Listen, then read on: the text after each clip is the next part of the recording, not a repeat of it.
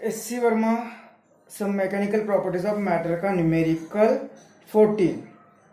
Estimate the change in the density of water in ocean at a depth of 400 meter below the surface. The density of water at the surface is equal to 1030 kg meter cube per meter cube, and the bulk modulus of water is equal to 2 into 10 raised to 9 Newton per meter square. तो इस 14 numerical में एक ocean दिया हुआ है जिसकी depth होगी 400 metre और सरफेस पर उसकी डेंसिटी दी हुई है 1030 kg पर मीटर क्यूब. प्योर वाटर होता है तो उसके हम जनरली 1000 kg मीटर क्यूब पर मीटर क्यूब ले लेते हैं, लेकिन यहाँ पे सॉल्ट होगा, इम्प्यूरिटीज होगी, तो यहाँ पे डेंसिटी कुछ अलग दी हुई है. और इसका बल्क मॉड्यूलस जो होगा वो भी दिया है 2 into 10 raised to 9 न्यूटन पर मीटर स्क्वायर.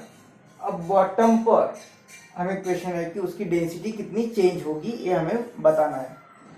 अब डेंसिटी क्यों चेंज होगी, क्योंकि यहाँ पे डेंसिटी अलग है. अब जैसे जैसे नीचे यहाँ पे सरफेस पर यहाँ पे एक प्रेशर है, एटमॉस्फेरिक प्रेशर, और वो हर जगह पे है. लेकिन जैसे जैसे डेप्थ में चले जाएगी, जो वाटर का कॉलम यहाँ पे बन रहा है, ये वाटर का कॉलम भी उसका वेट ऐड कर रहा है और इस बॉटम पर इतना एक्स्ट्रा प्रेशर ऐड होगा इस बॉटम के वाटर पर. एटमॉस्फेरिक प्रेशर तो होगा ही, यहाँ पे भी एटमॉस्फेरिक प्रेशर होगा ही, लेकिन प्लस इस वाटर कॉलम के कारण भी प्रेशर बढ़ेगा, जिसे हम कहते हैं कि गेज प्रेशर, जो फ्लूइड मैकेनिक्स में हमने पढ़ा है. तो वो जो प्रेशर होता है गेज प्रेशर वो भी बढ़ेगा. मतलब टोटल यहाँ पे इसके कंपैरेटिव कितना ज्यादा प्रेशर है तो एक गेज प्रेशर होगा. इस प्रेशर के कारण ये जो वॉल्यूम होगा यहाँ का बॉटम का, वो वॉल्यूम डिक्रीज होगा.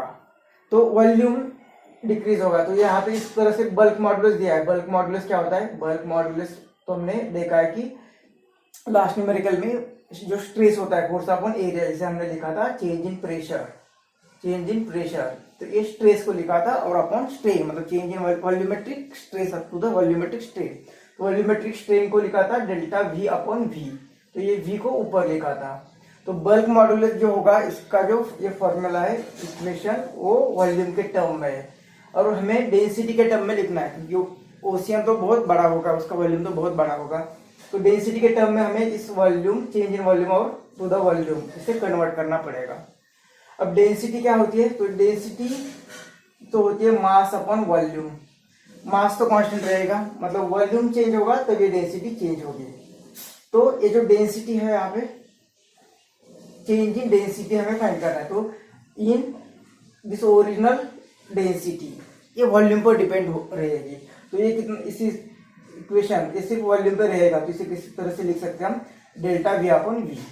ये इक्वेशन कहाँ से ले लिया? तो जब हम मेजरमेंट में जब रिलेटिव एरर इस टॉपिक को पढ़ते हैं तो वहां से कॉन्सेप्ट उठाया है. रिलेटिव एरर फाइंड करने में एक क्वांटिटी में, उसके मेजरमेंट में अगर कुछ डिफरेंस आ रहा है विथ रिस्पेक्ट टू उसकी ओरिजिनल डायमेंशन, तो जिस क्वांटिटी के कारण वो आ रहा है उसमें जो फ्रैक्शनल चेंज होता है, रिलेटिव जो एरर आती है, उस रिलेटिव एरर को हम ऐड करते हैं. लेकिन यहाँ आगे एक ही टर्म के लिए आएगा तो एक टर्म ऐड कर दी, यहाँ पे कोई डेल्टा एम मास कोई चेंज नहीं होगा. तो एक हमने मेजरमेंट से, रिलेटिव एरर से एक ले लिया है. अब हमें v अपॉन डेल्टा v है, तो v अपॉन डेल्टा v मतलब क्या? तो रो अपॉन डेल्टा रो, ये आएगा v अपॉन डेल्टा v. तो ये यहाँ पे पुट करेंगे तो बल्क मॉडुलस का जो इक्वेशन है ये बनेगा delta p change in pressure, और v अपॉन डेल्टा v को लिखेंगे ये रो अपॉन डेल्टा रो. तो ये बल्क मॉडुलस की वैल्यू दी है, हमें फाइंड करना है ए टर्म. तो इस टर्म को हम लिखेंगे delta rho change in density is equal to, ये यहाँ पे चला जाएगा और बीटा यहाँ पे आएगा, तो delta P into rho divided by A beta. तो ये चेंज इन प्रेशर, प्रेशर कितना चेंज हो गया?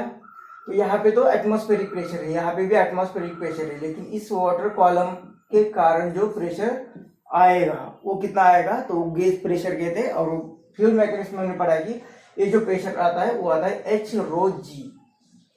तो यहाँ पे डेल्टा पी जो इंक्रीज हुआ है वो कितना होगा? एच रो जी. और ये फिर से रो और ये बल्क मॉडुलस. तो वैल्यूज पुट करनी, एच हाइट कितनी दी है? ये 400 मीटर. तो h की वैल्यू रख देते 400। डेंसिटी कितनी दी हुई है, इतनी 10, ये 30। g की वैल्यू 10 और ये density 10 30 divided by bulk modulus हमें दिया हुआ ये 2 × 10⁹ तो ये 2 से तो इसे डिवाइड करेंगे तो ये बनेगा 200 और ये 103 का स्क्वायर देखना पड़ेगा।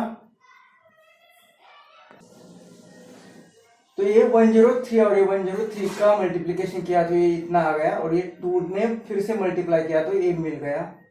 तो ये delta rho change in density ये कितने आएगी, तो ये 21218 इंटू ये 10⁻², ये 3, ये 4 और ये 5, 10⁵ और ये ऊपर चला जाएगा तो ये -9, मतलब डेल्टा रो बन गया 21218 इंटू 10⁻⁻4 मतलब ये 1 2 3 4, तो ये डेल्टा रो आ गया 2.12 और इसका यूनिट MK से तो kg मीटर क्यूब